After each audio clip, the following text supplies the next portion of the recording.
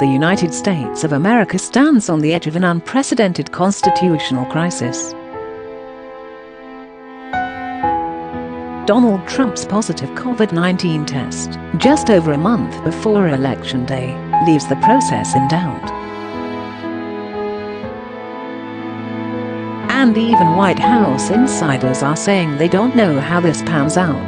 The US president, who is in a high-risk category due to his age and because he is considered overweight, tweeted in the early hours of Friday, "Tonight, at Flotus and I tested positive for COVID-19. We will begin our quarantine and recovery process immediately. We will get through this together."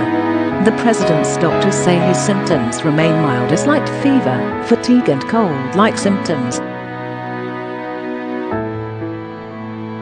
And has got the best care available in the United States. But the president is also elderly and overweight, which puts him at high risk of hospitalization and serious illness from COVID-19. And people are reasonably wondering what this means for the democratic process in the United States.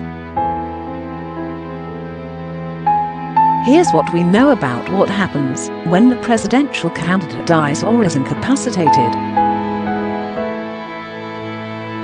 What happens if a candidate withdraws or dies during an election campaign?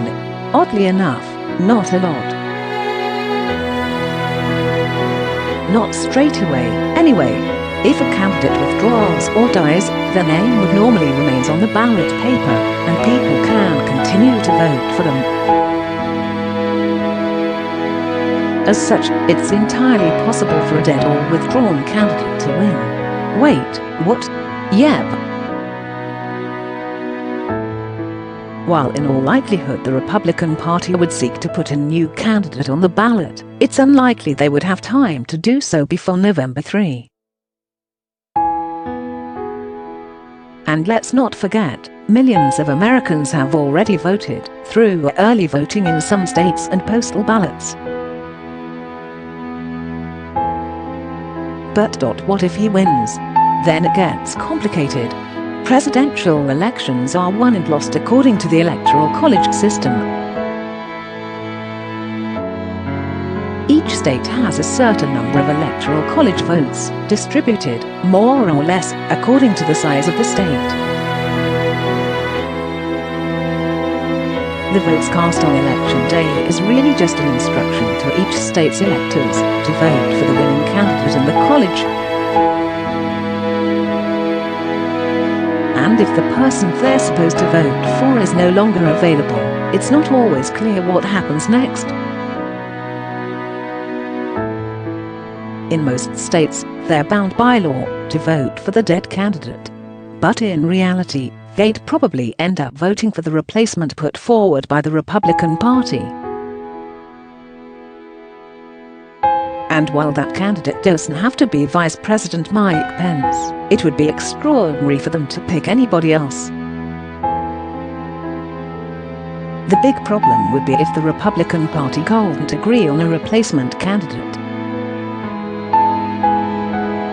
And there's genuinely no way to know at this point what would happen in that situation. It would be a genuine, full-on crisis. Who runs the country if the sitting president is incapacitated? Under Section 3 of the